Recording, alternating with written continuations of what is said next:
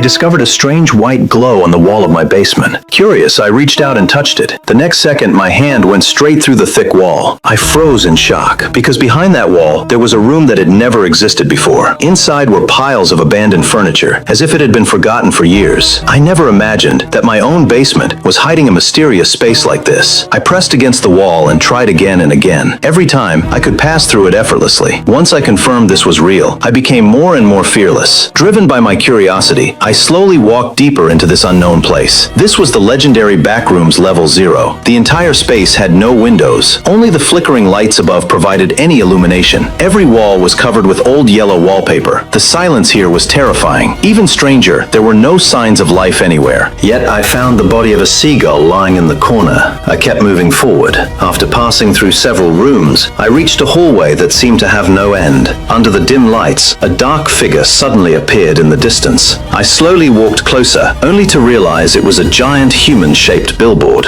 A device was attached to its body, with countless wires stretching out from it, leading into a nearby room. I wanted to find where those wires led, but the wooden door, no matter how hard I pushed, wouldn't open. After looking carefully, I noticed another entrance hidden in the corner. I gently pushed the wooden panel. To my surprise, it came right off. Behind it was a long, narrow tunnel. A backpack was sitting at the entrance. I opened it and checked inside.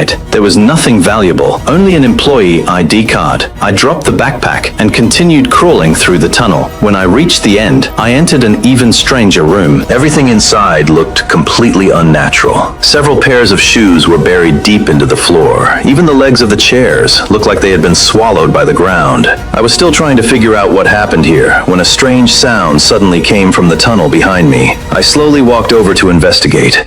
Anyone there? A shadow suddenly flashed past me. At that moment, I finally felt afraid. I immediately backed away to the deepest part of the room. That was when I discovered another hidden door. I crawled through the tunnel and climbed out the other side. But what shocked me was, I had returned to the very first room I entered. I thought I could finally escape, but when I reached for the wall, it had become solid again. The shadow behind me was getting closer and closer. I desperately touched the wall, searching for a way back. Just when I was about to give up, my hand suddenly passed through the wall. But the next second I ran back inside again, because I needed to prove this wasn't just a hallucination. I returned to the pile of abandoned furniture, picked up a chair, and carried it with me as I crossed back home.